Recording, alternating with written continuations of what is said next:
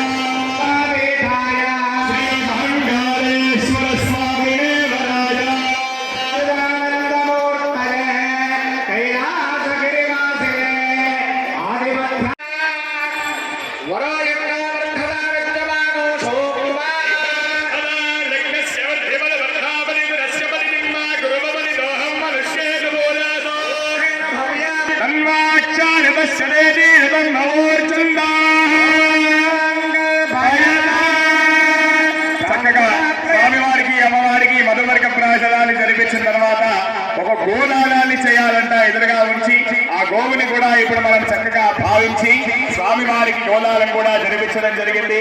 చక్కగా ఇప్పుడు స్వామివారి అమ్మవారి ప్రవణలు కూడా చెప్పడం జరుగుతుంది.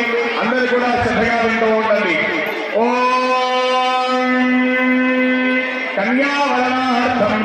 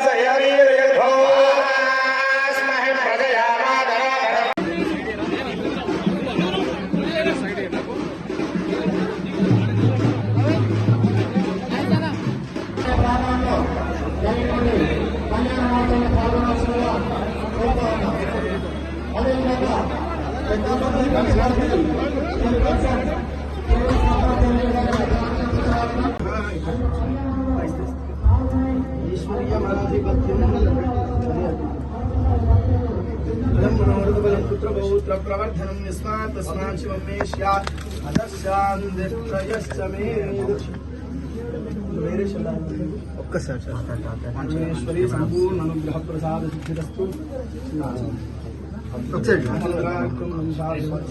परमेश्वरी अनुग्रह प्रसाद सिद्धिरस्तु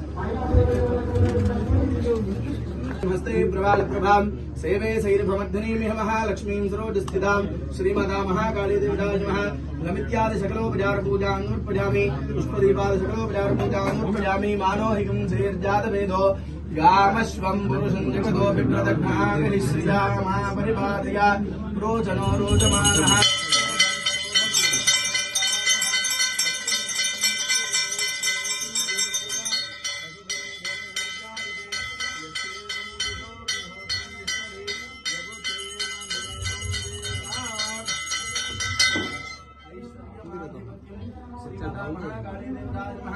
जगदंब विश्ववारिणी माता की जय। అందరూ కూడా అక్కడి నుంచి నమస్కారం శ్రీమాతా మహాకాళీ దేవతాయ నమః ఆనంద మంగళ దివ్య నీరాజనంగా నిర్వహించుకున్నాం.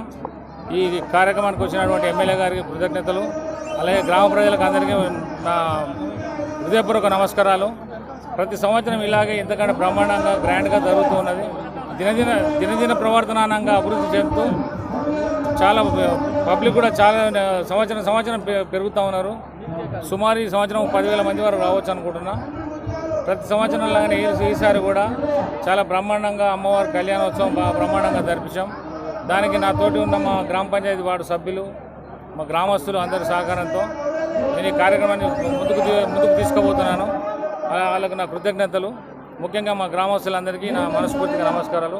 అమ్మవారి ఆశీర్వాదాలు మా గ్రామం మీద ఎప్పటికీ ఉంటాయని, మాంకాళి మాత అనుగ్రహం మా గ్రామానికి ఉందని, మా పైన కూడా ఉందని, ఆమె ఆశీర్వాదాలతో ఇంకా ఎంతో ముందుగా జరిపించుకోవాలని మనస్ఫూర్తిగా కోరుకుంటున్నాను. ప్రతి సంవత్సరం ఏదో టెంపుల్కి ఏదో ఒకటి చేస్తుంటే ఈసారి ఏం లేదు. టెంపుల్కి అన్ని పనులు అయిపోయినాయి. ఒకటి గాలిగోపురం మిగిలి ఉంది.